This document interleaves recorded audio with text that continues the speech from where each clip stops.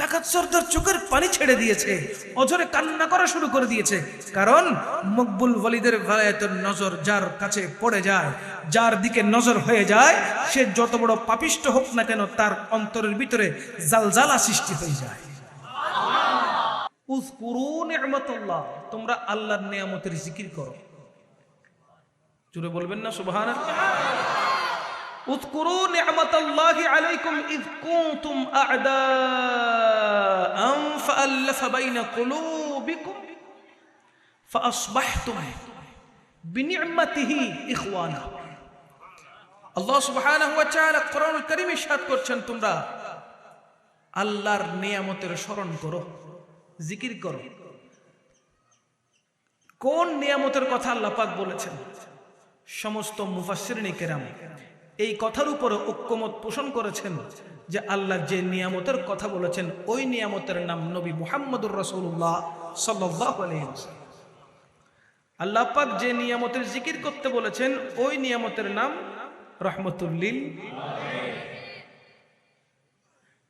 হুজুর পাক সাল্লাল্লাহু আলাইহি ওয়াসাল্লাম দয়া করেছেন বিদায়, করুণা করেছেন বিদায়, নবুয়তের দরওয়াজা বন্ধ হওয়ার পরেও বেলায়েতের দরওয়াজা, বলেন না বেলায়েতের দরওয়াজা,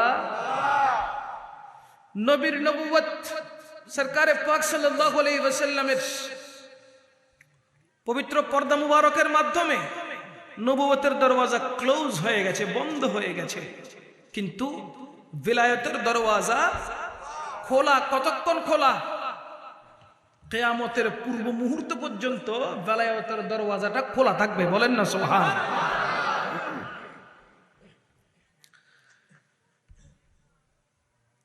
বেলায়েতের সম্রাট নবীর মাধ্যমে আমরা পেয়েছি।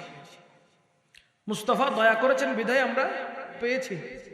মুস্তাফা দয়া না করলে আহলে বাইত রাসূলকে আমরা পেতাম না। বেলায়েতের সম্রাটগুলোর মধ্যে অন্যতম সম্রাট আজকে যে সুলতান মহিউদ্দিন, বাদশাহ মহিউদ্দিন, दीन मुहिउद्दीन सरकार पाकर लख्त जिगर, नूर नजर, फातिमतुज ज़हरा के आंखों के तारा, हसन करीमन के दिल के टुकड़ा, मौला अली का शेर है, पीराने पीर दस्तगीर, महबूब सुबहानी कुतुब रब्बानी या शेख सुल्तान सैयद अब्दुल कादिर जिलानी अल गिलानी अल हसनी वल हुसैनी রাদিয়াল্লাহু তাআলা আনহুর স্মরণে আজকের এই মাহফিল।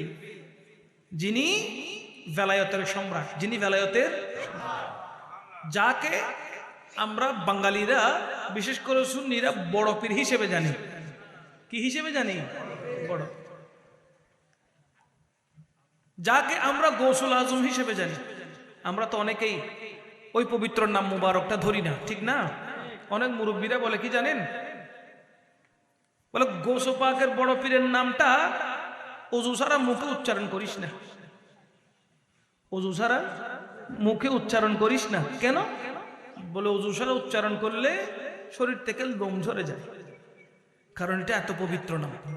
এমন ভাবে আমার গৌস পাককে মুরব্বীরা মানত। আজকালকার ছেলেপেলেরা বড় পীর বললে বুঝে না তিনি কে, এরকম অনেকে প্রশ্ন করে। অথচ এই বেলায়েতের সম্রাট, এই পীরানে পীর দস্তগীর, যিনি কত বিধর্মীকে ইসলাম ধর্ম গ্রহণ করিয়েছেন, কত মুশরিককে শিরিক করা থেকে বাঁচিয়ে এক আল্লাহর নামে সিজদা করিয়েছেন, যে পীরানে পীর দস্তগীর এমন একজন গৌস পাক যার দয়াতে, যার বদান্যতায়, যে যেখান থেকে ডাক দিয়েছে, ভক্তি থাকলে আমার গৌস পাক তাকে সাহায্য করার জন্য চলে এসেছে। বুড়ি বুড়ি ভুরি ভুরি প্রমাণ গৌস পাকের জামানায় মুহাক্কিক উলামায়ে আহলে সুন্নাহগণ, ওই জামানার বড় বড় মুফাসসির মুফতিগণ গৌস পাকের শান ও মানের উপর, আজমতের উপরে কথা যা বলেছেন, যে সমস্ত কাসিদা ওনারা বয়ান করেছেন, যে সমস্ত কিতাব পুস্তক ওনারা ছাপিয়েছেন, সেখানে স্পষ্ট দেখা যায় আমার পীরানে পীর দস্তগীর গোটা হায়াতে জিন্দেগিটা কারামতে ভরপুর ছিল, বলেন না সুবহানাল্লাহ। হে বড় পীর আব্দুল কাদের জিলানের গিলানি, হে বড় পীর আব্দুল কাদের জিলানের গিলানি, তোমারি নামের গুণে আগুন হয়ে যায় পানি, হে বড় পীর জিলানের তোমারি নামের গুণে পানি, হে বড় আব্দুল। মোহাব্বতের আওয়াজে বলেন না সুবহানাল্লাহ। আমার গৌসে পাকের কাছে সাহায্য চাইলে পাওয়া গেছে কিনা বলেন না? পীরানে পীর দস্তগীরের কাছে সাহায্য চাইলে পাওয়া গেছে, এখনো সাহায্য চাইলে পাওয়া যায়, যায় কিনা? এবং কাল ময়দানে মেশরে আমার গৌসে পাক ওনার মুরিদদের সাহায্য করবে কি করবে না? মুরিদি লা তখফ কে কর তসল্লি দি গুলামো কো কয়ামত তক রহে বেখৌফ বন্দা গৌসে कयामत तक रहे बेखौफ बंदा गौसे। আমার গৌসে পাককে গৌসুল আজম বললে তাদের চুলকানি উঠে যায়, এমনও অনেক মুসলমান আছে না নাই? অন্য কোন ধর্মের মানুষ নয়, মুসলমানদের মধ্যে চুলকানি উঠে। অন্য ধর্মের মানুষ ওইগুলো বলে না, কারণ তারা জানে মুসলমানদের মধ্যে যারা ওয়ালি, যারা আল্লাহর বন্ধু, তারা বড় স্পেশাল। জানে কিনা? যারা কান্ট্রি দেশগুলো সফর করবেন তারাই বুঝতে পারবেন। হেন্দিল ওয়ালি খাজা খাজা কানাতে রসুল খাজা গরিব নওয়াজের দরবারে গেলে বুঝবেন সেইখানে মুসলমানের চাইতে হিন্দুদের সংখ্যা বেশি। মুসলমানদের চাইতে হিন্দুদের সংখ্যা বেশি। কেন জিজ্ঞেস করেন? ও হিন্দু ভাইয়েরা, তোমরা তো ইসলাম ধর্ম গ্রহণ করো নাই। খাজা গরিব নওয়াজ তিনি তো মুসলমান, তিনি কি? তিনি তো ইসলামের প্রচার এবং প্রসার করেছেন। তো তোমরা কেন আসো? কেন আসবো না? তার ভিতরে এমন এক পাওয়ার রয়েছে, তার মধ্যে এমন এক শক্তি রয়েছে, এমন এক পাওয়ার রয়েছে, আল্লাহর কুদরতি এমন এক শক্তি তার ভিতরে আছে। আমরা বিধর্মী হতে পারি, কিন্তু আমাদের এই মোহাব্বত তার মাজার পর্যন্ত আমাদেরকে নিয়ে আসে। আমাদের মোহাব্বত আমাদেরকে টেনে তার মাজার পর্যন্ত নিয়ে আসে। গৌসুল আজম মাঝভান্ডারের দরবারে শুধু কি মুসলমান যায় নাকি বিধর্মীরাও যায়? আল্লাহর ওলির দরবারে শুধু মুসলমান নয়, সেখানে বিধর্মীরাও যদি না যাইতো, সংস্পর্শে যদি না থাকতো, তাহলে হিন্দিল ওলি খাজা গরিব নওয়াজ একা 90 লক্ষ মুসলমান করাতে পারত না। কয় লক্ষ? একা 90 লাখ মুসলমান তিনি বানিয়েছেন। যদি না আসতেন, শরণাপন্ন না হতেন, তাহলে কি তিনি কালমার দাওয়াত দিতে পারতেন? গরিব নওয়াজের কারামত, গরিব নওয়াজের কথাবার্তা শ্রবণ করার জন্য মানুষ ভিড় জমাতো, সমস্যা নিয়ে আসতো, গরিব নওয়াজ মুহূর্তের ভিতরে সমাধান করে দিতেন। ইসলাম প্রচার এবং প্রসার হয়েছে মাদ্রাসা থেকে নয়, হানাকা থেকে। আগে কোন মাদ্রাসা ছিল না, ছিল কি? হানাকা শরীফ। মানুষ আল্লাহর মকবুল ওলিদের ধারস্থ হতো, আল্লাহর মকবুল ওলিদের চৌকটে এসে যে কোনো সমাধানের জন্য উপস্থিত হয়ে দোয়া চাইতো। সমস্যা হলে চলে আসতো, দোয়া চাইতো। আসতো কোথায়? মাদ্রাসায়। নয় নয় নয়, মাদ্রাসা তখন ছিল না। তখন কি ছিল? হানকা। তখন কি ছিল? হানাকা। ওই হানাকা শরীফের মধ্যে আল্লাহর মকবুল ওলিগণ তশরিফ রাখতেন, বসতেন। সেইখানে বিভিন্ন হাজত নিয়ে আসলে ওনারা যদি বিধর্মী থাকতেন তাদেরকে কালেমায়ে তয়্যিবা পাঠ করার মাধ্যমে ইসলামের ভিতরে দাখিল করার মাধ্যমে ঈমানি দৌলত ওনাদেরকে দিয়ে দিতেন। জোরে বলেন সুবহানাল্লাহ। যারা আজকে ওলিয়া উলিয়ার বিরোধিতা করো তাদের কাছে প্রশ্ন করতে ইচ্ছা হয়, তোমরা কয়জনকে ইসলাম ধর্ম গ্রহণ করাতে পেরেছো? তাদের আজকে প্রশ্ন করতে ইচ্ছা হয়, তোমরা কয়জন কাফেরকে, কয়জন মুশরিককে মুমিন বানিয়েছো, মুসলিম বানিয়েছো, ইসলাম ধর্ম গ্রহণ করিয়েছো, দ্বীনের শিক্ষা দিয়েছো, কয়জনকে দিয়েছো? অথচ তোমরা যাদের বিরোধিতা করো তাদের গোটা জীবনটা অতিবাহিত করেছে দ্বীন এবং মাযহাব মিল্লাতের জন্য, ঠিক কি না? আর জন্য আল্লাহ পাক রব্বুল আলামিন কোরআনুল কারীমে ইরশাদে মুবারাকা করেছেন, বিসমিল্লাহির রাহমানির রাহিম,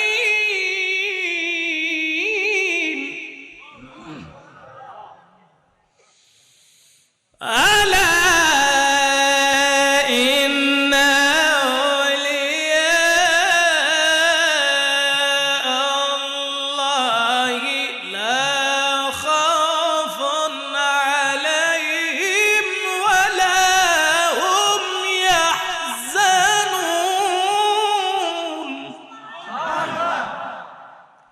আল্লাহ পাক রব্বুল আলামিন কোরআনুল কারীমের মধ্যে ইরশাদ মুবারাকা করছেন, আলা সাবধান হয়ে যাও, ইন্না আউলিয়া আল্লাহ, নিশ্চয় আমার বন্ধুদের, আমার ওলিদের, লা খাউফুন, কোনো ভয় নেই, ফিদ দুনিয়া, দুনিয়াতে তাদের কোনো ভয়। মুফাসসিরিন কিরাম বলতে লাগলেন আল্লাহর মকবুল ওলিদের ব্যাপারে অত্র আয়াতের তাফসীর হলো আল্লাহ পাক জানিয়ে দেয়, নিশ্চয় আমার বন্ধুদের, আমার দোস্তদের, আমার ওলিদের, লা খাউফুন ফিদ দুনিয়া, তাদের দুনিয়াতে কোনো ভয় নেই, লা খাউফুন আলাইহিম ওয়ালা হুম ইয়াহজানুন, যাদের দুনিয়াতে কোনো ভয় নেই, পরকাল নিয়ে কোনো দুশ্চিন্তা নাই, তারাই হলো আমার বন্ধু। বলেন না, যাদের দুনিয়া নিয়ে কোনো ভয় নাই, পরকাল নিয়ে কোনো দুশ্চিন্তা নাই, কোনো চিন্তা নাই, তারাই হলো আল্লাহর ওলি, আল্লাহর বন্ধু।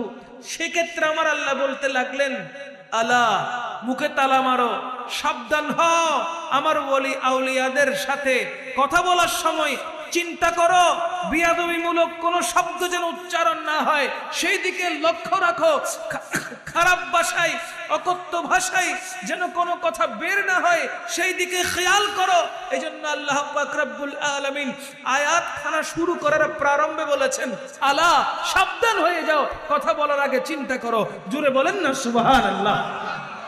আল্লাহ জানতেন আল্লাহর মকবুল ওলিদের বিরোধিতা করার জন্য বহু মুসলমান বের হবে, ঠিক কি না?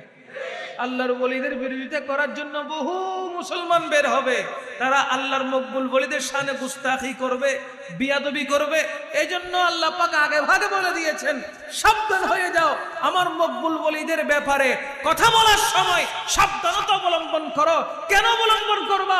যেহেতু তাদের দুনিয়া নিয়ে কোনো ভয় নেই, পরকাল নিয়ে কোনো দুশ্চিন্তা নাই। জোরে বলেন না সুবহানাল্লাহ।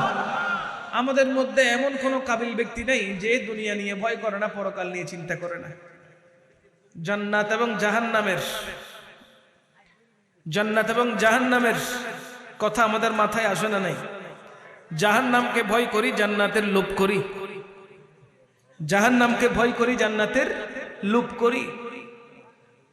দুনিয়া নিয়েও আমাদের অনেক চিন্তা চেতনা আসে না? নাই। কিন্তু আল্লাহর মকবুল ওলিদের এসবের কোনো চিন্তা করতে হয় না।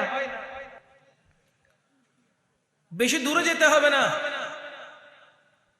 হযরতে গৌসুল আজম মাঝভান্ডারের দরবার থেকে একটু ঘুরে আসেন, ওনাদের জীবন বৃত্তান্তগুলো একটু পর্যালোচনা করে দেখেন, ইতিহাসগুলো একটু পড়ে দেখেন। ওনারা কখনো দুনিয়া লোভী ছিলেন না। ধন দৌলত, বাড়ি গাড়ি, কোনো কিছুর চিন্তা ওনাদের, শুধু কার ধ্যানে মগ্ন থাকতো? বলেন না, শুধু আল্লাহর ধ্যানে মগ্ন থাকতো। ওনাদের হাতে আল্লাহ এমন ক্ষমতা দিয়েছেন, গাছের পাতাকে হাতের মুষ্টিতে নিয়ে সূরা ফাতিহা পড়ে ফু দিলে সেটা আর পাতা থাকতো না, স্বর্ণের পাতা হয়ে যেত। যাদের হাতের মধ্যে আল্লাহর মকবুল ওলিদের হাতের ভিতরে আল্লাহ এমন ক্ষমতা ঢেলে দিয়েছেন, যদি ওনারা কোনো পাথরকে হাতের মুষ্টিতে নিয়ে ফু দিতেন বা ইচ্ছা করতেন আলাদা করতেন, ওটার পাথর থাকতো না, হীরার টুকরা হয়ে যেত। ওনাদেরকে এমন ক্ষমতা আল্লাহ দিয়েছেন। কেন দিয়েছেন? যেহেতু ওনারা দুনিয়া বিমুখ ছিল, দুনিয়া বিমুখ ছিল, দুনিয়া লোভ করেনি, ওনারা দুনিয়াকে লাথি মেরেছেন। আর এখন দেখেন শত শত হাজার হাজার লক্ষ লক্ষ মানুষ আল্লাহর মকবুল ওলিদের দ্বারস্থ হচ্ছে। কেন? বলে ইয়া গৌসুল আজম, আপনি আল্লাহর কাছ থেকে যে নূরটা পেয়েছেন ওই নূরের ছিটে ফুটা আমাদেরকে একটু দান করেন। কথা বলেন ঠিক কিনা? মানুষ এখন ওনাদের দরবারে দৌড়ায়, ওনাদের পেছনে পেছনে দৌড়ায়। আল্লাহর মকবুল ওলিগণ দেখবেন বিশেষ করে ওনারা পাহাড়ে চলে যায়। কোথায়? পাহাড়ে। পাহাড়ে কেন যায় জানেন? সেখানে নির্জনতা রয়েছে, কোনো ঝামেলা নাই। ইবাদতের মধ্যে, রিয়াজতের মধ্যে, জিকির আজকারের মধ্যে কোনো ঝামেলা, এই জন্য ওনারা পাহাড় বেছে নাই। আবার ওই পাহাড়ের মধ্যে আল্লাহ পাক রব্বুল আলামিন রহমত বেশি নাজিল করেন। যে সমস্ত বান্দারা ফজরের নামাজ না পড়ে ঘুমিয়ে থাকে, জোহরের নামাজ পড়ে না, আসর পড়ে না, মাগরিব পড়ে না, ইশা পড়ে না, নামাজের কোনো ধার ধারে না, রমজানের রোজা আসলে রোজা রাখে না, ঠিক মতো নিসাব পরিমাণ মালের মালিক হওয়ার পরও যাকাত দেয় না, যাদের উপর হজ ফরজ হওয়ার পরও হজ আদায় করে না, ওই সমস্ত মানুষের তকদিরের উপর আল্লাহ পাক রব্বুল আলামিন রহমত পাঠায়, বরকত পাঠায়। আল্লাহ পাক রব্বুল আলামিন ফারাগত নসিব করার জন্য রিজিকের মধ্যে বড় ফারাগত পাঠিয়ে দেয়। আল্লাহর পক্ষ থেকে রহমত নাজিল হয়, কিন্তু সে আমল না করার কারণে ওই রহমতগুলো তার মাথায় না এসে, তার তকদিরে না এসে, ওই রহমতগুলো আল্লাহ পাক রব্বুল আলামিন পাহাড়ে ঢেলে দেয়। বলেন না সুবহান। এই জন্য পাহাড়ের মধ্যে বরকত বেশি। পাহাড়ে এতগুলো গাছ, ওই গাছের মধ্যে পানি দেয় কে? কেউ দেয়? গাছ গাছালিতে পানি কেউ দেয়? কিন্তু দেখেন জমিনে যেগুলো চাষ করছে এর চেয়ে বেশি ফলন কোথায় হচ্ছে? পাহাড়ে। কারণ বান্দা যে সমস্ত রহমত রিসিভ করতে পারে না, বান্দার আমল না করার কারণে বান্দার উপর যে সমস্ত সওয়াব অর্পিত হয় না, আল্লাহ পাক ফেরেশতাকে হুকুম করেন যে তোমরা যাও ওই সওয়াবগুলো, ওই বরকতগুলো, ওই রহমতগুলো পাহাড়ে গিয়ে ঢেলে দাও। কারণ আমি আল্লাহ যা একবার পাঠাই তা আবার রিটার্ন গ্রহণ করি না। আল্লাহর পক্ষ থেকে যা বরাদ্দ আসে দুনিয়ার জন্য, মানুষের কারণে মানুষ নিতে পারে না, ওইগুলো পাহাড়ে চলে যায়। জুড়ে বলেন না সুবহানাল্লাহ। এই জন্য আল্লাহর মকবুল ওলিরা ওই রহমতগুলো নেওয়ার জন্য, রিয়াজত করার জন্য কোথায় চলে যায়? পাহাড়ে চলে যায়। যেমন আমার রসুল আরবি সাল্লাল্লাহু তাআলা আলাইহি ওয়াসাল্লাম, আল্লাহর নবী, আল্লাহর রসুল সাল্লাল্লাহু আলাইহি সাল্লাম জাবলে নূরে চলে গিয়েছিলেন, রিয়াজত সেখানে করেছেন। সর্বপ্রথম কোরআনের আয়াত জাবলে নূরে নাজিল হয়েছিল হেরা গুহার ভিতরে। কথা বলেন ঠিক কিনা? রাহমাতুল লিল আলামিন পাহাড়ে গিয়ে নির্জনে বসে ধ্যানমগ্ন করতেন, ধ্যান করতেন সেখানে বসে, হেরা গুহার ভিতরে বসে রাসূল পাক সাল্লাল্লাহু আলাইহি সাল্লাম আল্লাহর ধ্যানে মগ্ন থাকতেন। আর আল্লাহ পাক রব্বুল আলামিন সর্বপ্রথম জিবরিল আমিনের সাথে দয়াল নবী সাক্ষাৎ করিয়েছেন জমিনের মধ্যে, ওই হেরা গুহায়। সেটাও কি ছিল? পাহাড়। সেটা কি ছিল? পাহাড়। এখন ওই পাহাড় আছে না নাই? জোরে বলেন আছে না নাই? এই জন্য আল্লাহর মকবুল ওলিরা পাহাড়ের দিকে চলে যায়। কেন? দুনিয়ার রিশতা হচ্ছে আলেগ রিশতা। আল্লাহর সাথে রিশতা করার জন্য হলে একটু আলাদা থাকতে হবে। ওই আলাদা থাকার জন্য আমাকে কোথায় যেতে হবে? নির্জনে পাহাড়ে চলে যেতে হবে। দুনিয়ার লোভ লালসা এইগুলো পরিত্যাগ করতে হবে। আল্লাহকে পেতে হলে রিয়াজতের মাধ্যমে, ইবাদতের মাধ্যমে নিজেকে মশগুল রাখতে হবে। যেমন আমার পীরানে পীর দস্তগীর হুজুর গৌস পাক বড় পীর আব্দুল কাদের জিলানী রাদিয়াল্লাহু তাআলা দীর্ঘ 40 বছর টানা ইশারের ওযু দিয়ে ফজর আদায় করেছেন। পীরানে পীর দস্তগীর মেহবুব সুবহানী এক পায়ের উপরে দণ্ডায়মান হয়ে দীর্ঘ 15 বছর কোরআনে পাকের খতম আদায় করেছেন। যে পীরানে পীর দস্তগীর মেহবুবে সুবহানী জীবনে কোনোদিন মিথ্যা কথা বলেননি, জীবনে কখনো জোট চুরি করেননি, জীবনে কখনো খারাপ ভাষায় কথা বলেননি। সব সময় যিনি আল্লাহ এবং রাসূলের পাকের ধ্যানে মগ্ন থাকতেন, আল্লাহর পক্ষ থেকে তিনি মকবুল না হয়ে ও সুরাই কি মকবুল হবে? ডাকাত কি মকবুল হবে? না। বরঞ্চ আল্লাহর ওলির পদাঙ্ককে অনুসরণ করতে পারলে আল্লাহ পাক ওই ওলির মাধ্যমে আমাদেরকেও দয়া করতে পারেন। ঠিক কিনা? এই জন্য সদা সর্বদা খালি ওয়াজের ময়দানে ওয়াজ শুনলে হবে না, আমলের দরকার আছে না? ওয়াজ শুনলাম, ওয়াজ শুনে চলে গেলাম, ওই ওয়াজে কোনো ফায়দা দিবে না যদি আপনার ভিতরে আমল না আসে। যদি আমল করতে পারেন আল্লাহ পাক রব্বুল আলামিন বড় দয়া করবেন, বড় মেহেরবানি করবেন। যদি আমলে চলে আসে, আমলি জিন্দেগিতে যদি চলে আসেন, দেখবেন ডে বাই ডে আপনার ভিতরে আমল পরিবর্তন হচ্ছে। ফরজ ইবাদতের পাশাপাশি নফল ইবাদত করেন। ফরজের পাশাপাশি নফল থাকলে আল্লাহ পাক রব্বুল আলামিনের রহমত আসতে দেরি হবে। রোজা, রমজানের রোজা পালন করার মাধ্যমে নফল রোজা আপনি পালন করেন। আইয়ামে বীজের রোজাগুলো প্রত্যেক মাসে রাখেন, চন্দ্র মাসের 13, 14, 15 তারিখ রাখেন, আল্লাহ পাকের স্পেশাল নজর আপনার উপর থাকবে। আমরা ছুটে চলেছি দুনিয়ার পেছনে। 5 তলা বিল্ডিং কে করলো, আমি 10 তলা করব। যে ব্যক্তি এলিয়ন গাড়ি নামিয়েছে, আমি প্রাণও নামাবো। দুনিয়া নিয়ে চিন্তা আমরা করে থাকি সব সময়। আল্লাহর মকবুল বলিরা কখনো দুনিয়া নিয়ে চিন্তা করেননি। তারা সব সময় ইবাদতের মাধ্যমে মশগুল থাকতেন, সব সময় রিয়াজতের মাধ্যমে মশগুল থাকতেন। তারা বলে কি, যদি আল্লাহকে পেয়ে যায় দুনিয়ার সম্পদটা কিছুই নয়, বরং আল্লাহ পাক রব্বুল আলামিন সবকিছুর বাদশা বানিয়ে দিবেন। দুনিয়া চান না আখিরাত চান? ওয়ালাল আখিরাতু খায়রুল লাকা মিনাল উলা। আমরা আখিরাতে শান্তি চাই, দুনিয়া শান্তি নয়। এজন্য আমার রাসূল পাক সাল্লাল্লাহু আলাইহি ওয়াসাল্লাম বলতে লাগলেন, আদ-দুনিয়া মুসজিনুন লিল মুমিনিন ওয়া জান্নাতুন লিল কাফিরিন। আমার নবী বলতে লাগলেন, দুনিয়াটা হলো কাফেরদের জন্য জান্নাত, মুমিনদের জন্য জেলখানা। আর দুনিয়া মুসজিনুন লিল মুমিনিন, মুমিনদের জন্য দুনিয়াটা হচ্ছে জেলখানা। ওয়া জান্নাতু লিল কাফিরিন, এবং কাফেরদের জন্য দুনিয়াটা জান্নাত। এই জন্য মুমিন বান্দারা, মুমিন ব্যক্তিরা দুনিয়ার তোয়াক্কা করে না। মুমিন ব্যক্তিরা আল্লাহকে রাজি করার জন্য হাসরের কথা চিন্তা করে, পরকালের কথা চিন্তা করে। এই জন্য মুমিন বান্দারা ইবাদত বেশি করে, নামাজ পড়ে, রোজা রাখে, জিকির আজকার করে, কোরআনে পাকের তিলাওয়াত করে। তিলাওয়াত করতে না জানলেও মোবাইল তো এখন অ্যান্ড্রয়েড সেট সবার হাতে হাতে আছে।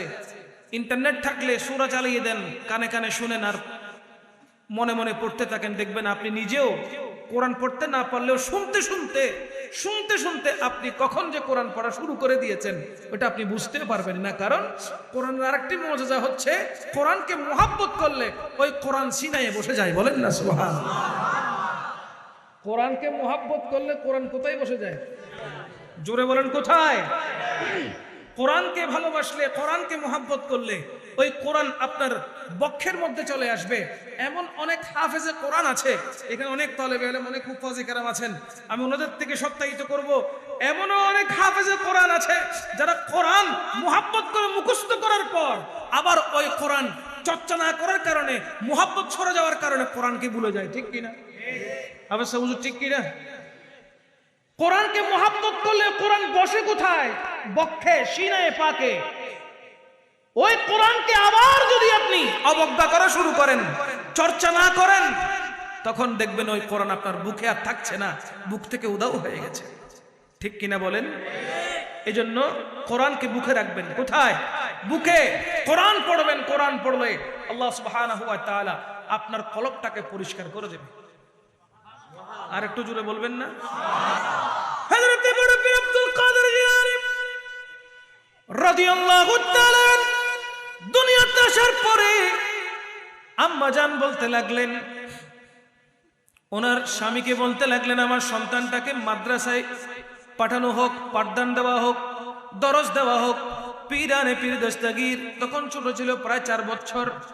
ওই ছোটকালে আমার গৌসে পাককে পাঠদান দেওয়ার জন্য যখন মাদ্রাসায় নিয়ে যাওয়া হলো, উস্তাদ তাউজ এবং তাসমিয়া পাঠ করার পরে শুরু করলো আলহামদুলিল্লাহি রাব্বিল আলামিন। আমার গৌসে পাক সূরা ফাতিহা থেকে পড়া আরম্ভ করে দিল। সূরা ফাতিহা থেকে পড়া শুরু করে দিল। উস্তাদ মাত্র শিক্ষা দিচ্ছে, আমার গৌসে পাক সেখান থেকে শুরু করে দিয়েছে। সুবহানাল্লাহ। সর্বপ্রথম আমরা যদি মক্তবে কোরআনে পাক শিক্ষা গ্রহণ করার জন্য যাই, পাকের মধ্যে সর্বপ্রথম আমাদেরকে আলিফ বা তা সা এগুলো শিখাবে, ঠিক না? পীরানে পীর দস্তগীরকে সূরা ফাতিহার মাধ্যমে যখন শুরু করে দিলেন, আমার গৌসে পাক বড় পীর আব্দুল কাদের জিলানী সূরা ফাতিহা পড়ে উস্তাদজিকে শুনিয়ে দিলেন, সূরা বাকারা পড়ে উস্তাদজিকে শুনিয়ে দিলেন। এইভাবে পড়তে পড়তে পড়তে পড়তে 1 পারা 5 পারা 10 পারা নয়, উস্তাদজিকে এক বৈঠকে 18 পারা মুখস্থ কুরআন শুনিয়ে দিয়েছে। মাত্র গেল শিক্ষা গ্রহণ করার জন্য, কিন্তু সেইখানে উস্তাদজিকে 18 পারা কোরআন যখন শুনিয়ে দিলেন, উস্তাদজি থ হয়ে তাকিয়ে আছেন, বলে তুমি মাত্র শিক্ষা গ্রহণ করার জন্য আসলে, 18 পারা কোরআন আমাকে শোনালে কিভাবে? আগে তুমি পড়েছো কোথায়? আগে তুমি এই কোরআনের শিক্ষা নিয়েছো কোথায়? পীরানে পীর দস্তগীর বলতে লাগলেন, ওগো আমার সদ্য উস্তাদজি, আমি যখন আমার আম্মার গর্ভে ছিলাম, আমার আম্মা জান 18 পারার হাফেজা ছিল। আমার আম্মা জান আমাকে গর্ভখালিনে পবিত্র কোরআনুল কারীম থেকে তেলাওয়াত করতেন, রাতভর কোরআনের পাকের তেলাওয়াত করতেন। আমি কোরআনের পাকের তেলাওয়াত আমার আম্মা জানের গর্ভের ভিতরে থাকতে আমার কানে কানে শুনতাম। আমার ব্রেনে ওই আয়াতগুলো বসে গেল, আমার ব্রেনে 18 পারা কোরআন বসে গেল, সিনার মধ্যে 18 পারা কোরআন বসে গেল। আম্মা জান যদি 30 পারার হাফেজা হতেন, আমি মায়ের গর্ভে থেকে 30 পারা কোরআন মুখস্থ করে দুনিয়ায় আসতাম। বলেন না সুবহান। তাহলে প্রেম থাকলে, মোহাব্বত থাকলে, ভালোবাসা থাকলে, কোরআনের প্রতি দৃষ্টি থাকলে, কোরআনের প্রতি মোহাব্বত থাকলে, ওই কোরআন আর পুস্তক নয়, কোথায় চলে আসে? জোরে বলেন না, আরো জোরে। এমন কোন কিতাব দেখাতে পারবেন কোরআন, আল কোরআনুল কারীম যেভাবে সারা ওয়ার্ল্ডে পাওয়া যায়, এরকম আরেকটি দ্বিতীয় কোন কিতাব আছে? বলেন না আছে? যেই কিতাব 1450 বছর ধরে এখনো পর্যন্ত দুনিয়ায় টিকে রয়েছে, ওই কোরআনের না একটি নুকতা চেঞ্জ হয়েছে, না একটি হরকত চেঞ্জ হয়েছে, ঠিক কিনা? কোনো হুরুফ চেঞ্জ হয় নাই, হরকত চেঞ্জ হয় নাই, শব্দ চেঞ্জ হয় নাই, বাক্য চেঞ্জ হয় নাই। এমন কোন শব্দ যে কোরআন থেকে আলাদা হয়েছে 1450 বছর ধরে ওই পবিত্র আল কোরআনুল কারীম চলছে, কিয়ামত পর্যন্ত থাকবে, ঠিক কিনা বলেন? কারণ ওই কোরআনের রক্ষণাবেক্ষণকারী হচ্ছে কে? আওয়াজ নেই। এই কোরআন কি দুনিয়াবি কিতাব নাকি স্বর্গীয়? কথা বলেন। কোরআন কি দুনিয়াবি কিতাব না স্বর্গীয় কিতাব? কোরআন বলছে যালিকাল কিতাবু লা রাইবা ফীহি হুদাল লিল মুত্তাকিনা আল্লাযীনা ইউমিনুনা বিল গায়বি ওয়া ইউকিমুনাস সালাতা ওয়া মিম্মা, জোরে বলেন না সুবহানাল্লাহ। যালিকাল কিতাব, এমন একটি কিতাব, লা রাইবা ফীহি, যার মধ্যে কোনো সন্দেহ থাকলে ঈমান থাকবে না? ঈমান থাকবে না। যার মধ্যে কোনো সন্দেহ নাই, এমন একটি কিতাব, সেই কিতাবের নাম কি? আল কোরআনুল কারীম। ওই কোরআনটাকে মহব্বত করেন, কোরআন অটোমেটিক আপনার সিনায় বসে যাবে। কারণ কোরআনকে ভালোবাসলে রহমত করেন কে? জোরে বলেন না কে? পীরানে পীর দস্তগীর এই পবিত্র কোরআনটাকে মুখস্থ করে নিয়েছেন মায়ের গর্ভে থাকা অবস্থায়।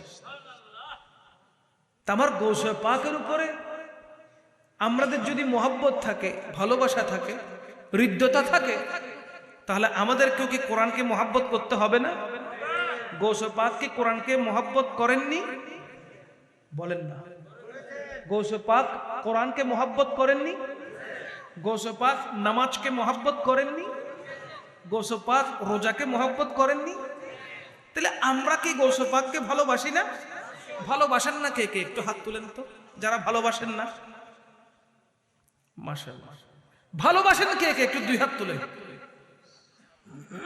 নারায়ে তাকবীর, নারায়ে রিসালাত, নারায়ে গাউসিয়া, নারায়ে গাউসিয়া, নারায়ে গাউসিয়া।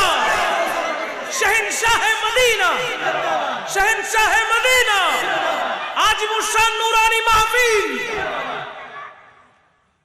আমরা আমার গৌসে পাককে মোহাব্বত, আমার নবী বলতে লাগলেন, যে যাকে ভালোবাসে, যে যাকে, তার সাথে তার হাসর হবে। কথা ছোট, ব্যাখ্যা লম্বা। যে যাকে ভালোবাসে তার সাথে তার কি হবে?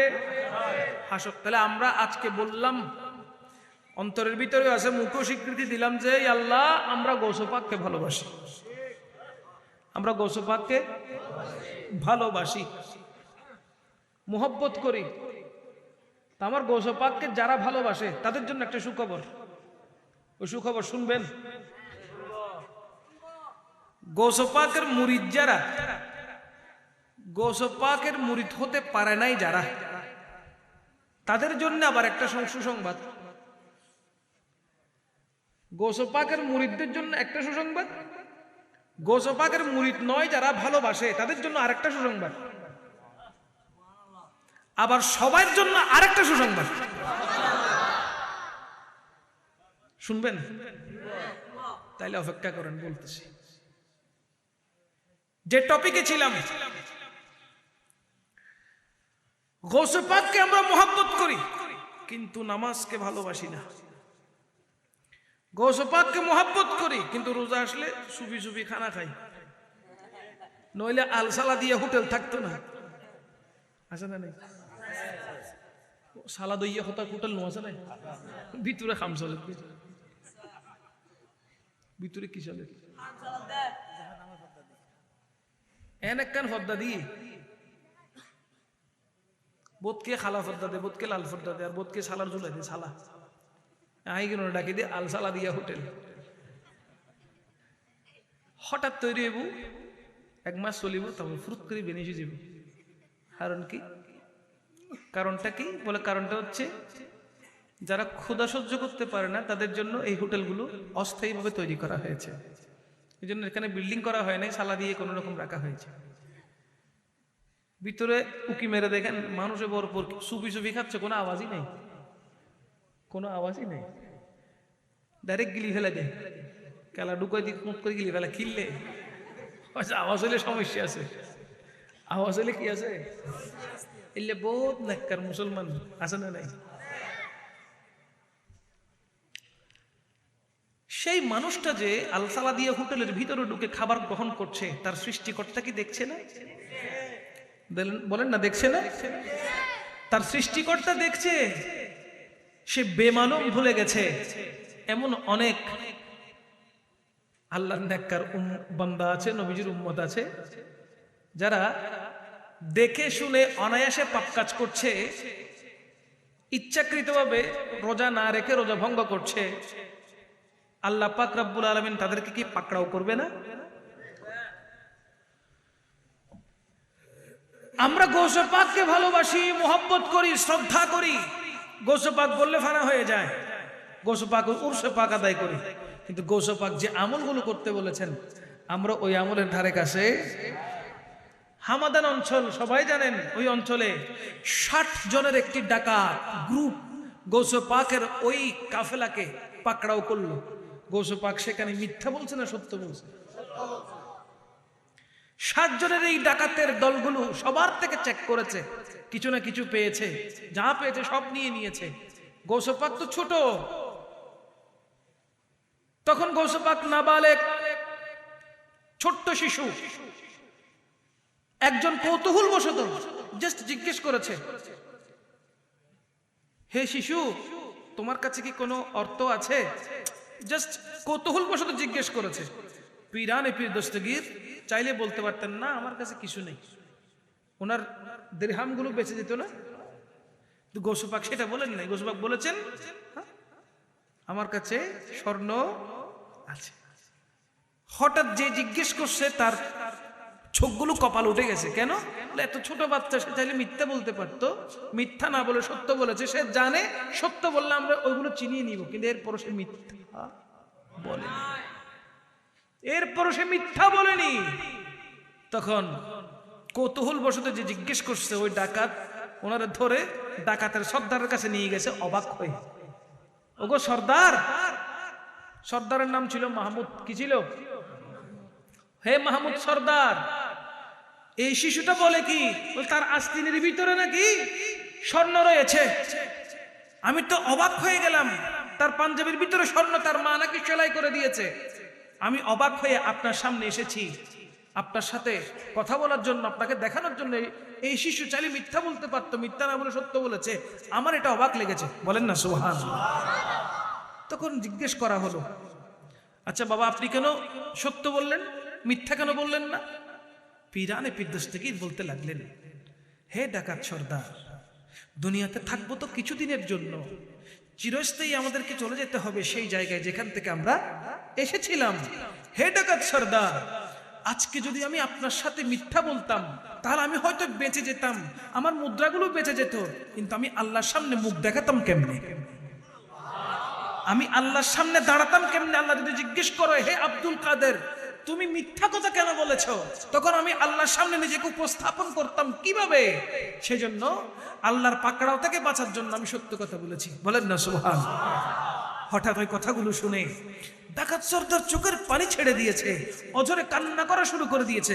কারণ মকবুল ওয়ালিদের ভালায়াতের নজর যার কাছে পড়ে যায়, যার দিকে নজর হয়ে যায়, সে যত বড় পাপিষ্ট হোক না কেন, তার অন্তরের ভিতরে জালজালা সৃষ্টি হয়ে যায়।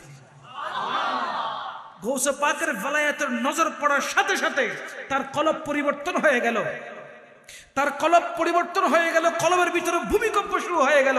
ওই ডাকাত সর্দার মাহমুদ বলতে লাগলো, হাই হাই, আমার সারা জীবন আমি গুনাহ করেছি, সারা জীবন মানুষকে কষ্ট দিয়েছি, সারা জীবন ডাকাতি করেছি, কত মিথ্যা কথা, কত লক্ষ কোটি কোটি মিথ্যা কথা আমি বলেছি। হায় হায় হায়, আমার কি এই গুনাহ মাফ হয়ে যাবে?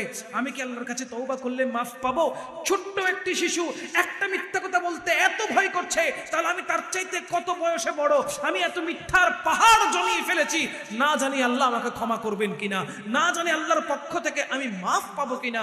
হাই হুতাশ করতে করতে করতে করতে চোখের পানি ফেলতে ফেলতে ফেলতে অবস্থা কাহিল হয়ে গেছে।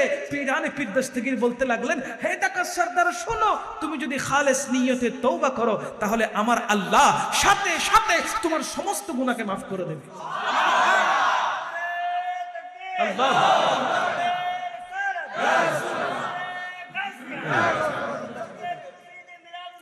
जिंदाबाद जिंदाबाद। या गौस हो तुम अब्दुल कादिर, इतना ही सहारा काफी है। या गौस हो तुम अब्दुल कादिर, इतना ही सहारा काफी है।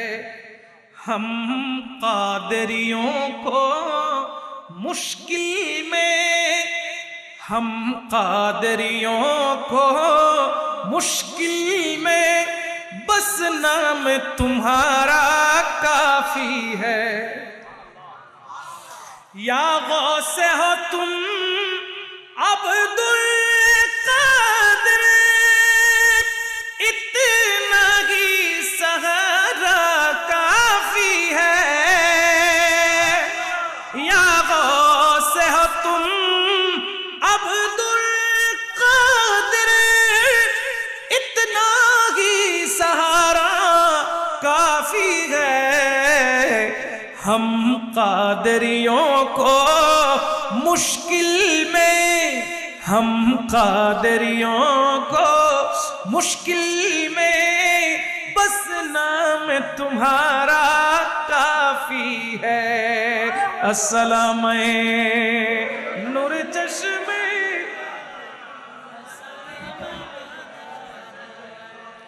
আমার গৌস পাক বড় পীর আব্দুল কাদের জিলানী তিনি বলতে লাগলেন, যদি তুমি খালেস নিয়ত করো আমার আল্লাহ পাক রব্বুল আলামিন তোমাকে সাথে সাথে মাফ করে দেবে।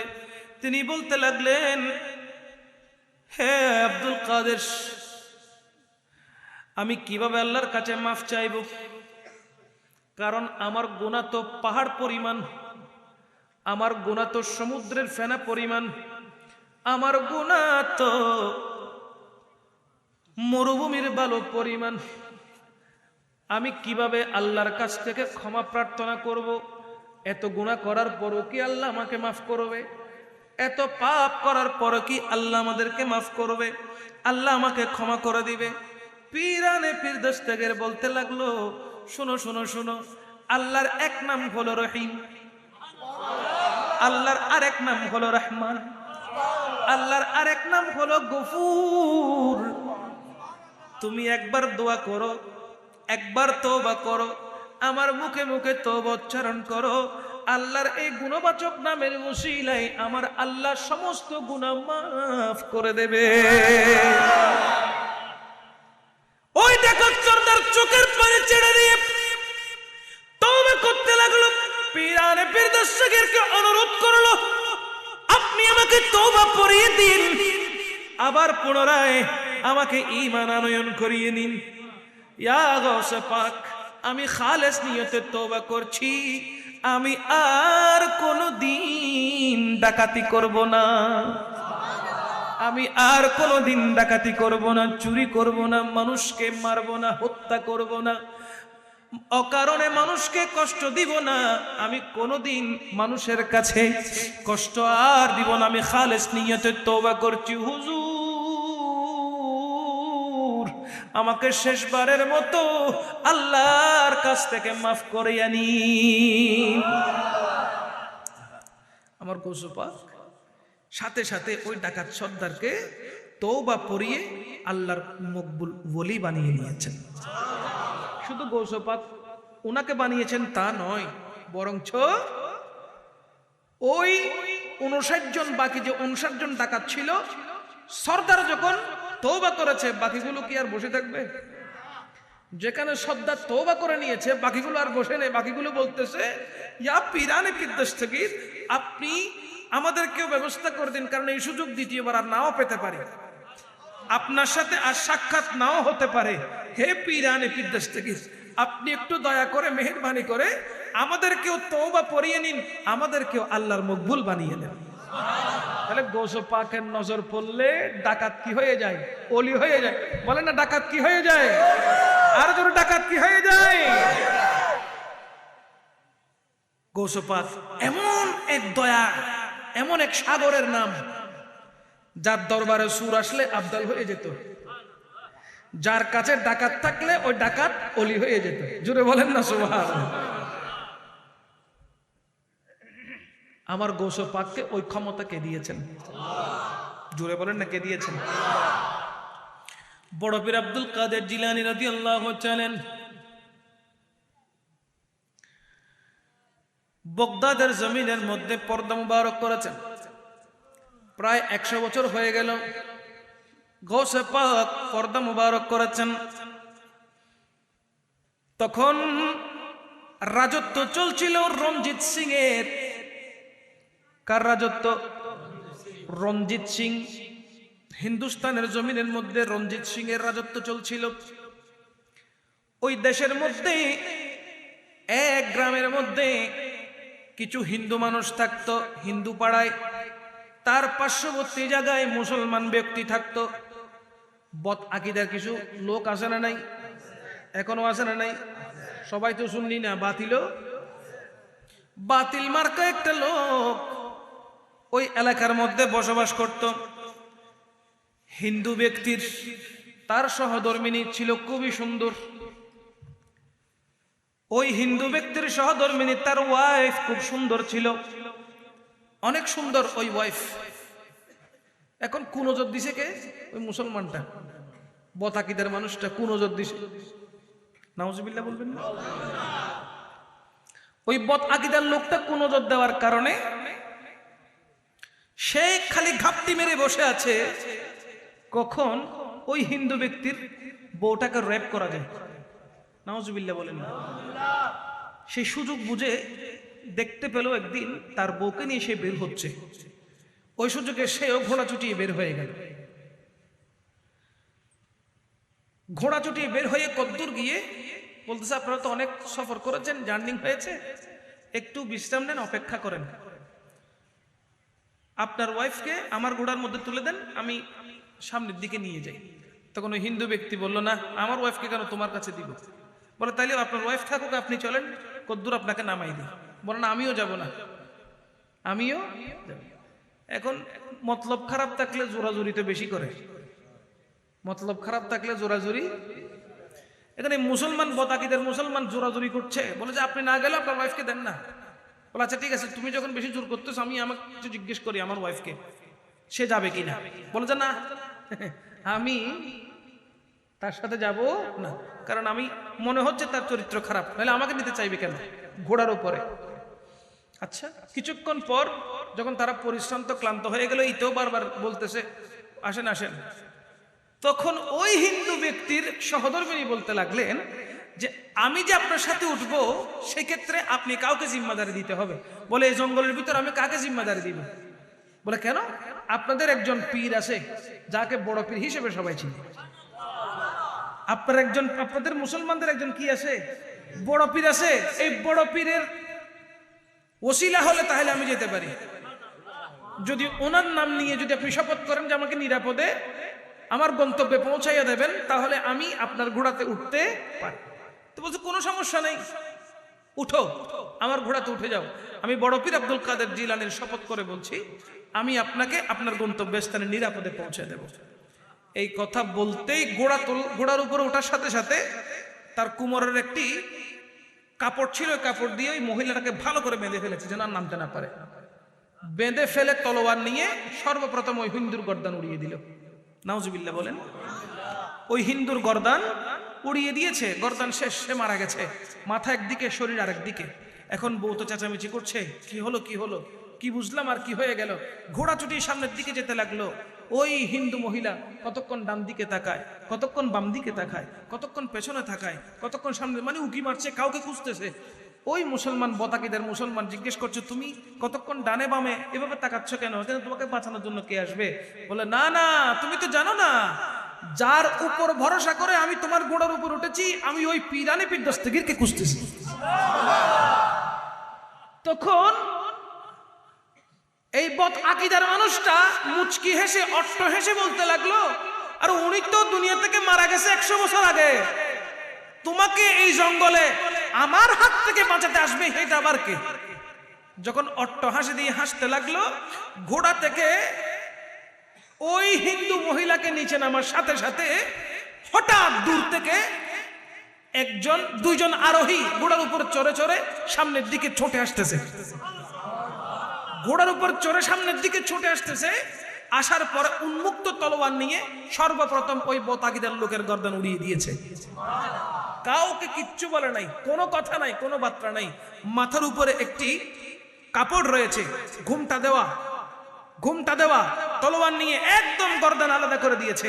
আলাদা করে দেওয়ার পরে ওই রঞ্জিত সিং এর এলাকার মধ্যে একজন আবদাল ছিল, যিনি মজ্জুব, ওনার নাম গুল আহমদ শাহ।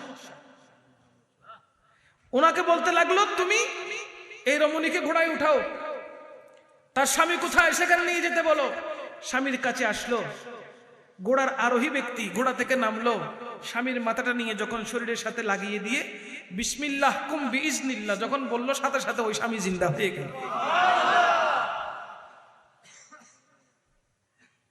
এই গুল আহমদ শাহ ওনার পিছনে 3টা থাপ্পড় দিয়ে বলল যে তুমি তাড়াতাড়ি এই মহিলাকে নিয়ে, মহিলার স্বামীকে নিয়ে নিরাপদে ওদের ঘরে চলে যাও। এটা বলে হঠাৎ তিনি উধাও হয়ে গেলেন। বলেন না সুবহানাল্লাহ। এখন এলাকার মধ্যে এটা খবর হয়ে গেল যে বদাকিদের লোকটার ঘোড়া ওই হিন্দু ব্যক্তিরা দুজন নিয়ে এসেছে।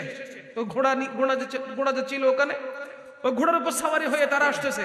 তার মানে ওই বদাকিদের লোকটাকে কিছু না কিছু করেছে। এবার রঞ্জিত সিং এর কাছে নিয়ে যাওয়া হলো, বাদশার কাছে নিয়ে যখন গেল, বাদশা বলে কি, এই সমস্ত আজগবি কাহিনী আমাকে বলিও না, কাহিনীটা তো কেউ বিশ্বাস করবে না, এই সমস্ত আজগবি কাহিনী আমাকে বলিও না, তুমি প্রমাণ দাও, প্রমাণ উপস্থাপন করো। তখন ওই হিন্দু রমণী বলতে লাগলো, প্রমাণ আছে, আপনাদেরই এলাকার একজন মুসলমান যার নাম গুল আহমদ শাহ, আমি ওনাকে ওই বুজুর্গ ব্যক্তির সাথে দেখেছি। তখন রঞ্জিত সিং বলে তাকে ডাকা হোক।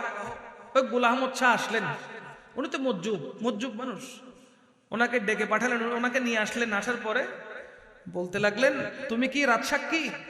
কিছুই বলে নাই, ওই গোলাম আহমদ শাহ কিচ্ছু বলছে না, না বলে নিজের শরীর খুলে দেখালেন, বলে দেখো আমার পিঠে এখনো হাতের 3টা ছাপ রয়েছে, আমার পিঠে এখনো হাতের 3টা ছাপ রয়েছে। এই ছাপগুলো কোনটা? যিনি আমার পিঠে 3টা চর মেরেছিলেন, থাপ্পড় দিয়েছিলেন, এগুলো হলো তার প্রমাণ। জোরে বলেন না সুবহানাল্লাহ। আমার গৌসে পাক চাইলে সাহায্য করতে পারে কিনা? ক্ষমতা দিছে কে? বলেন না কে দিছে? আল্লাহ যদি কাউকে ক্ষমতা দেয়, সেই ক্ষমতা কেড়ে নেওয়ার অধিকার কারো থাকে না। বিশ্বাস করলে মুক্তি, বিশ্বাস করলে মুক্তি মিলবে, আর বিশ্বাস না করলে সাজা মিলবে। কথা বলেন ঠিক কিনা? এই জন্য আল্লাহর মকবুল ওলিদের কারামতগুলো বিশ্বাস করতে হয়, কারণ ওলি আউলিয়ার কারামত হচ্ছে হক।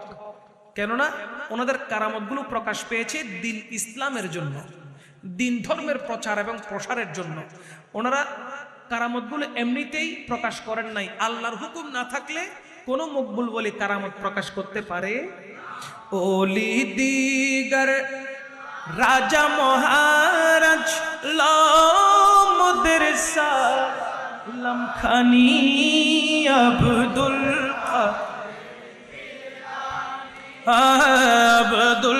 কাদের জিলানী কৃপা করে রাখো মোদের লাজ, ওগো কুতুবে রব্বানী আব্দুল কাদের।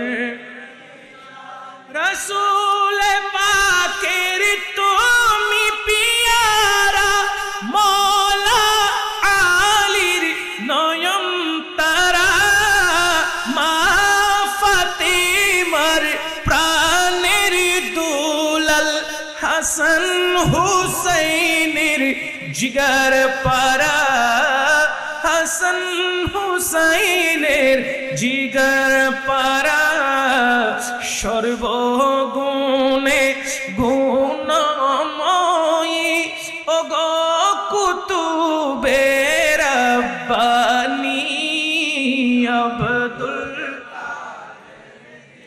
রানী আব্দুল কাদের। বলেন না সুবহানাল্লাহ।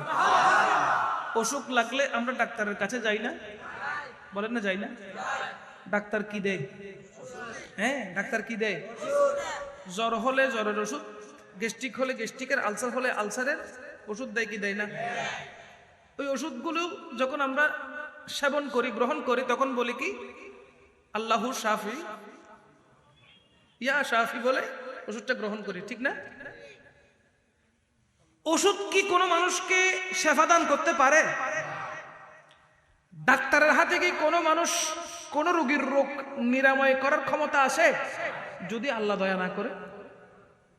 তাহলে একজন ডাক্তার তার প্রেসক্রিপশন দেখে আমি মেডিসিনের দোকান থেকে ওষুধ নিয়ে নিচ্ছি অনায়াসে, বিশ্বাস করে, কিন্তু আল্লাহর ওলিদের কারামত আমরা বিশ্বাস করতে পারি না। অথচ না কোনো মেডিসিন দিয়েছে, না কোনো ডাক্তারখানায় যেতে হয়েছে, জাস্ট পিরানে পীর দস্তগীর শুধু নজর করেছে, শুধু নজর করেছে। বেলায়েতের নজরের ভিতরে যখন চলে এসেছে, যেমন জটিল কঠিন দুরারোগ্য রোগ হোক না কেন, সমস্ত রোগ পিরানে পীর দস্তগীরের এক পলকে ভালো হয়ে গেছে। বলেন না সুবহানাল্লাহ। ডাক্তারের কাছে গিয়ে গিয়ে আমরা বলি, ডাক্তার সাহেব আমার ফোলা হইতেছে না আজকে 30 বছর, আছে না নাই? বলেন, প্রত্যেকের জীবনে কি সন্তান হয়? কথা বলেন না। প্রত্যেক সংসারে কি সন্তান আসে? সন্তান থাকে না, কিন্তু ডাক্তারদের শরণাপন্ন হয়। ডাক্তারদেরকে বলে, ডাক্তার সাহেব কোন রকমের আমাকে চিকিৎসাটা ভালোভাবে করে দেন না, আমার সন্তান হয় না আজকে 30 বছর 40 বছর, আছে না নাই? ডাক্তার সাহেব কি সন্তান দেওয়ার সুযোগ আছে? কোনো ক্ষমতা রাখে? সর্বোচ্চ মেডিসিন দিতে পারে। আর মুসলমান ডাক্তার হলে বলে যে কি আল্লাহর কাছে চাও, কোনো বিধর্মী ডাক্তার হলে বলে ভগবানের কাছে চাও। কথা বলেন ঠিক কিনা? কিন্তু পিরানে পীর দস্তগীরের দরবারে যখন একজন 90 বছরের বুড়া, কয় বছরের? একজন 90 বছরের বৃদ্ধ যখন আসলো, পিরানে পীর দস্তগীরের শরণাপন্ন যখন হলো, গৌস পাককে বলতে লাগলো, ইয়া গৌসুল আজম দস্তগীর, আমার 90 বছর পার হয়ে গেছে, আমার কাছে কোনো সন্তান দুনিয়াতে এখনো আনতে পারি নাই। ইয়া গৌস পাক, আপনার দরবারে নাকি কেউ খালি আমার পিদানে পীর দস্তগীর হুজুর গৌসে পাক সাথে সাথে জজবায়ে হারতে চলে আসলেন। আসার পরে গৌসিয়তের রাডারে যখন দেখলেন ওই মানুষের কাছে কোনো সন্তান আল্লাহ দেয় নাই, থাকবে কোত্থেকে? ওই মানুষের নসিবে তকদিরে পিঠে কোনো সন্তান আল্লাহ রাখেন নাই, এই জন্য 90 বছর হয়ে গেছে, বিয়ের বয়স পার হয়ে গেছে, বিয়ে করে 90 বছর পার করে ফেলেছে, কিন্তু কোনো সন্তান আসে নাই। এখন পিরানি পীর দস্তগীর দরবারে যেহেতু এসেছে, খালি হাতে ফেরত যাবে? মুসিবতে না পাই যদি করুণা তোমার, কবরে হাসরে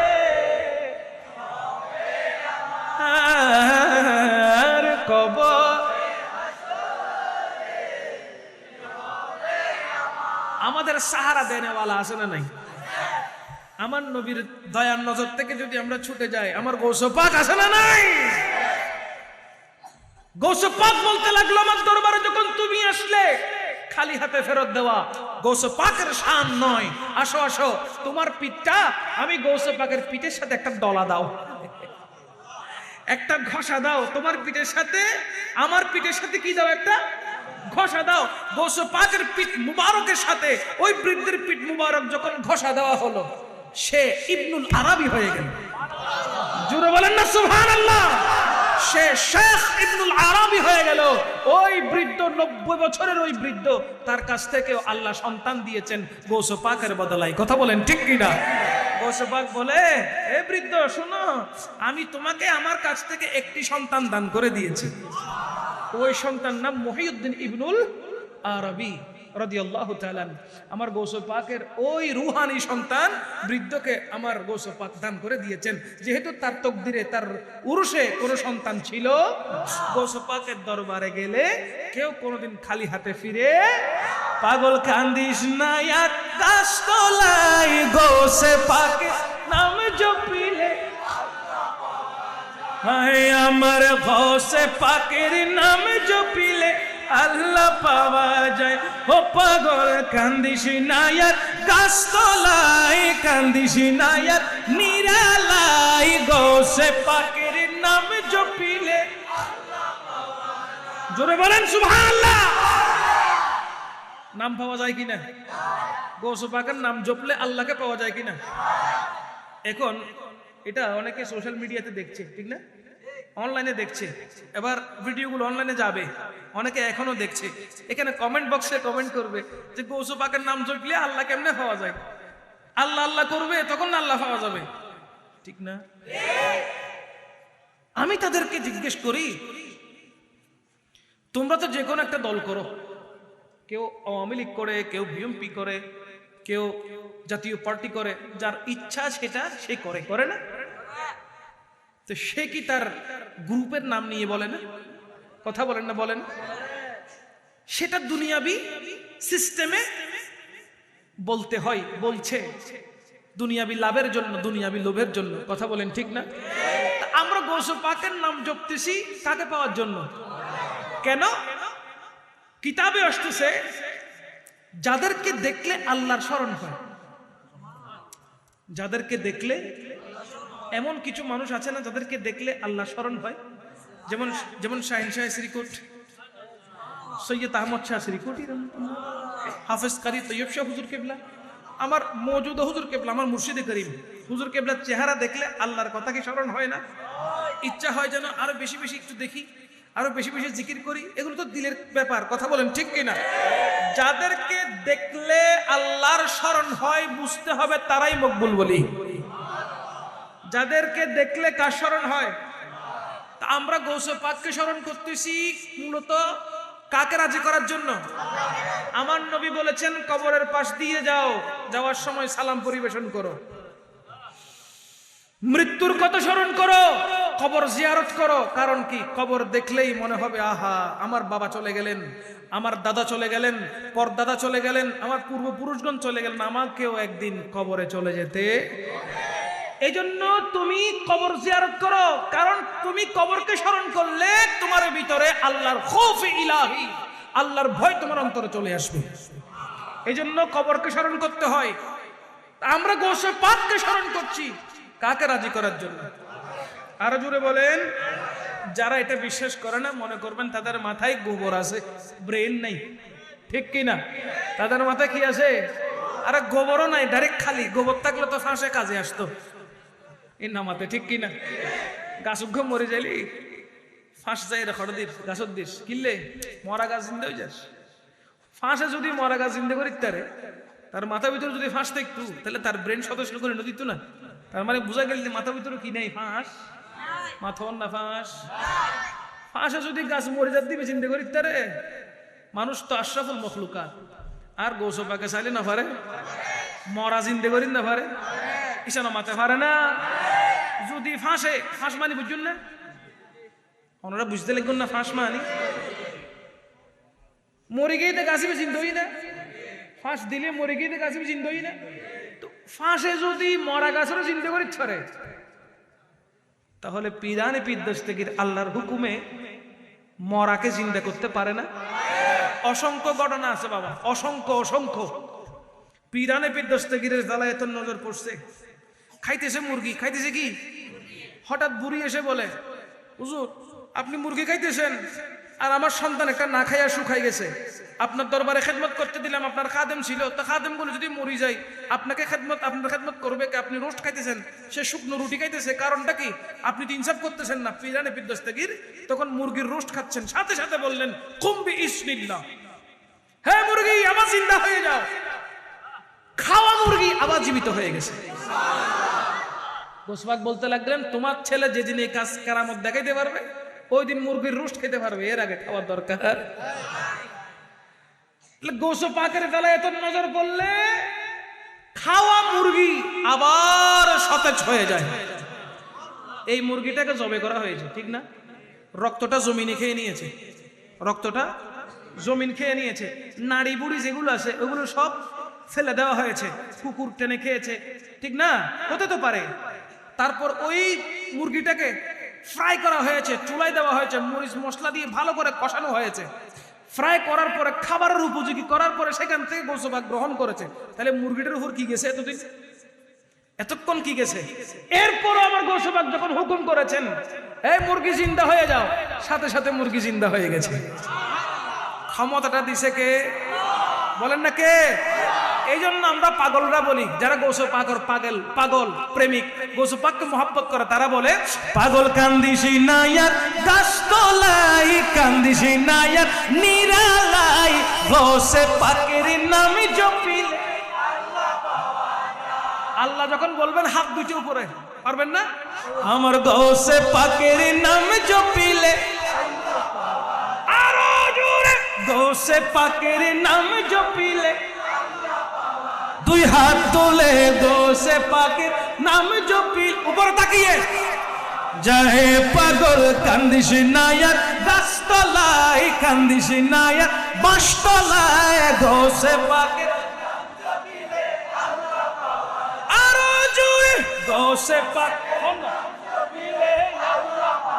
যাহে আমার গোসে পাকের নাম জপিলে আল্লাহ পাওয়া যায়। আল্লাহ হো দুই হাত তুলে আল্লাহ হো, আল্লাহ হো, আল্লাহ আল্লাহ হো, আল্লাহ হো, আল্লাহ হো, হো হো আল্লাহ হো, আমার গোসে পাকের নাম জপিলে গোসে পাকের কারামতি বুঝা বড় অসীমতি, আমার গোসে পাকের কারামতি বুঝা বড় অসীমতি। আরে মুর্দা মানুষ জিন্দা করে, মুর্দা মানুষ জিন্দা করে হাতের ইশারায়, আমার গোসে পাকের নামে জপিলে আরো জোরে গোসে পাকের নাম জপিলে আল্লাহ, ও পাগল কান্দিস নায়ার, আমার গোসে পাকের নাম জপিলে হায় আমার গৌসে পাকের নাম জপিলে আল্লাহু আকবার ইয়া রাসূলুল্লাহ ইয়া গৌসুল আযম জিন্দাবাদ। গৌসে পাকের দরবারেতে চোর এসেছে চুরি করতে। আরে গৌসে পাকের দরবারেতে চোর এসেছে চুরি করতে। গৌসে পাকের নজর পেয়ে, গৌসে পাকের নজর পেয়ে আব্দাল হয়ে ফিরে যায়। আমার গৌসে পাকের নাম জপিলে আমার গৌসে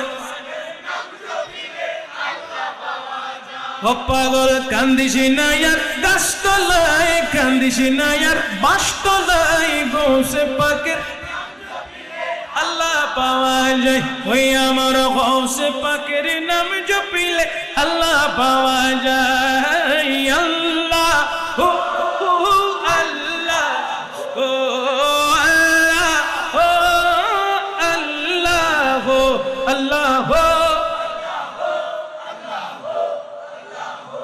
আল্লাহ আল্লাহ আল্লাহ আল্লাহ আল্লাহ আল্লাহ আল্লাহ আল্লাহ আল্লাহ। আমার গৌসে পাকের নাম জপিলে আল্লাহ, হায় হায় আমার গৌসে পাকের নাম জপিলে বলেন না সুবহানাল্লাহ। চোর এসেছে আবদাল হয়ে ফিরে গেছে, ঠিক কি না? চোর মানে কি তার ভিতরে কোনো জ্ঞান আছে, এলম আছে নাকি বড় পণ্ডিত, মাস্টার্স পাস করছে, অনার্স করছে, বিমান চালায়? একজন কি চোর, একজন কি যে সুরের কাছে কোনো ব্রেন নাই, সুরি বিদ্যা ছাড়া আর কোনো বিদ্যা, সুরি বিদ্যা বড় বিদ্যা যদি না পড়ে ধরা।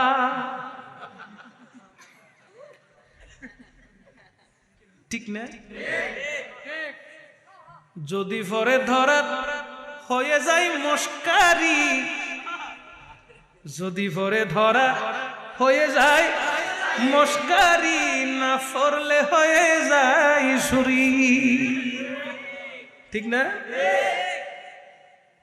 চুরি করে ফকড় ঢুকে ফেলার ওটা জিনিস শান্ত। আর তুই আয় এনে তুই মস্কাই করে দে ওটা ইবে আয় জানি তোর এনে মস্কাই করে চাইলে ধরলে ফেলা। যদি ন দেখা দেয় ইবে কোন ঠিক কিনা ফকড়ত গুলে দিবার পারবে না। তাল্লা কই চুরি বড় বিদ্যে, ধরা খাইলে মস্কারি, দেখিলে চুরি ন দিলে। আচ্ছা গৌসে পাকের দরবারত কি লেগে গেছে সরাইয়ে কথা খেয়াল করেন। গৌসে পাকের দরবারত কি লেগে কি চুরি করতে গিয়ে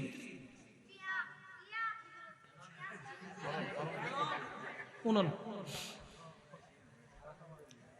উগ্র বড় মানুষের ঘরত জীবের লক্ষ লক্ষ টিয়া ডয়ারত ফরি থাকে সরাইয়ে অথবা ডাহাইত।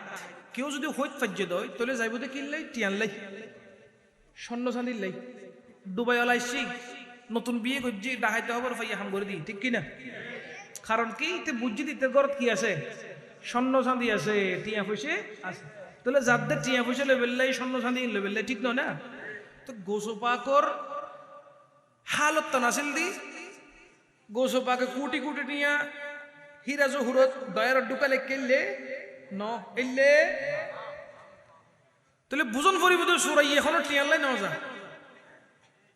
আর কথা বুঝতে লিখবেন না, যদি টিয়ার মালিক ওই তো দয় তাহলে কোটি কোটি মিলিয়ন বিলিয়ন টিয়া গৌসে পাকের দয়ারের ভিতর রাখতো, ঠিক না? হীরা জহুরত তাইলে সামালে রাখতো। কিন্তু গৌসে পাক তো দুনিয়ার ফল ন, এই তো দুনিয়া ন আখিরাতের বাদশা, ঠিক কিনা? ও তো দুনিয়া ন আখিরাতের বাদশা। আর গৌসে পাক ফাহার চাইলি ফার যদি হয়তো ও ফার তুই স্বর্ণ হয়ে যা, হইতো না?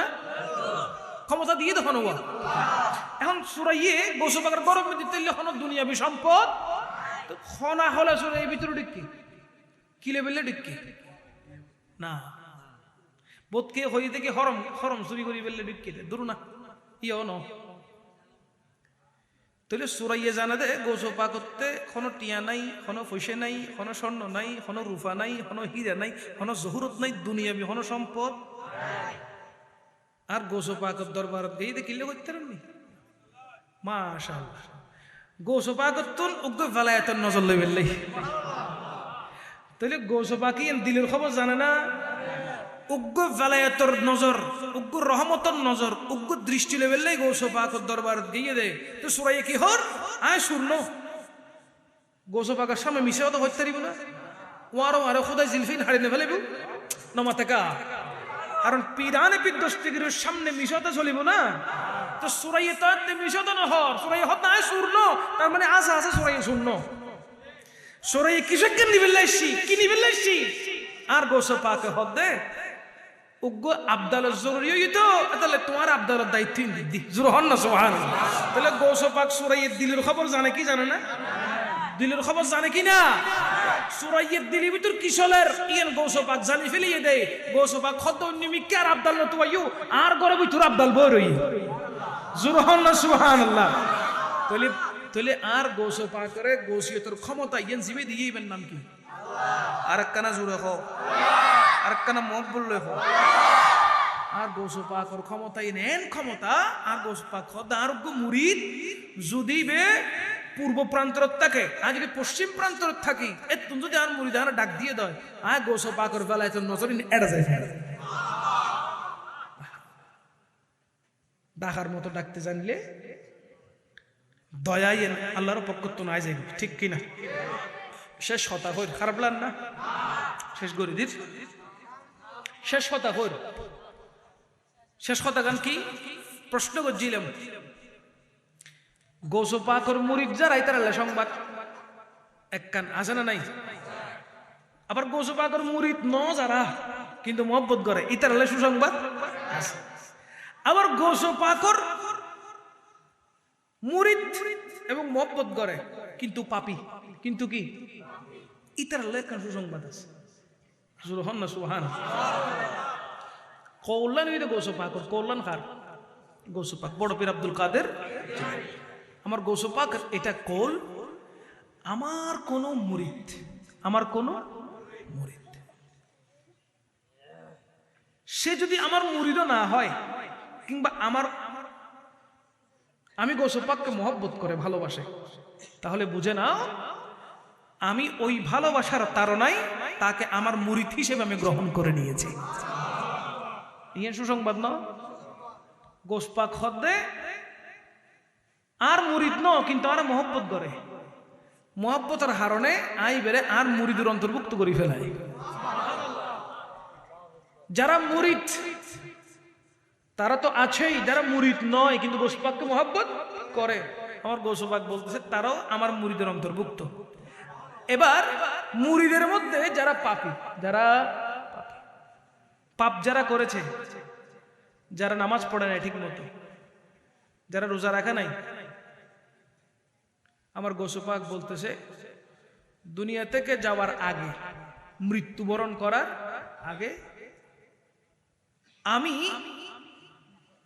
তাদের প্রত্যেকের নিকটবর্তী হয়ে তাদের সামনে উপস্থিত হয়ে যদি সে মুরিদ হয় তাকে ঈমান নসিব করিয়ে তারপর দুনিয়া থেকে নিয়ে যাব।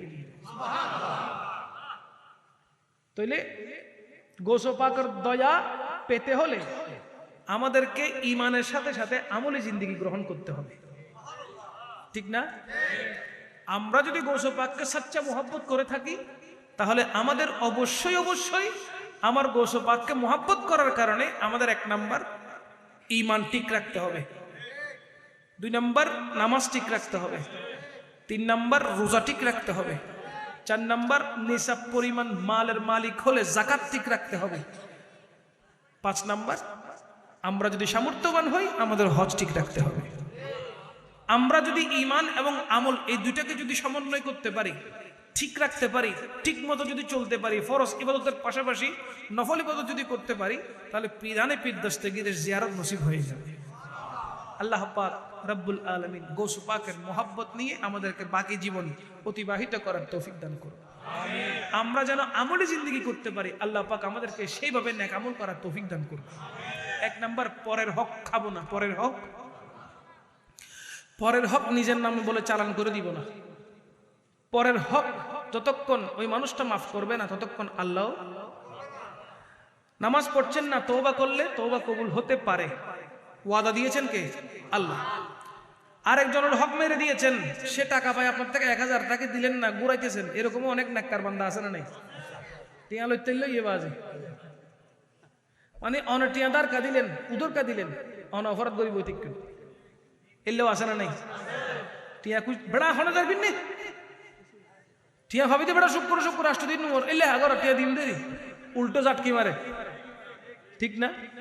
উল্টো কি মারে দে, জাটকি মারে। এখন আয় টিয়া দি বিপদ বাজি কি বাজে টিয়া ওলা দিয়ে দি এটা বলি গাল কিলি না এলে আছে না? নাই তাহলে কি দিবেন?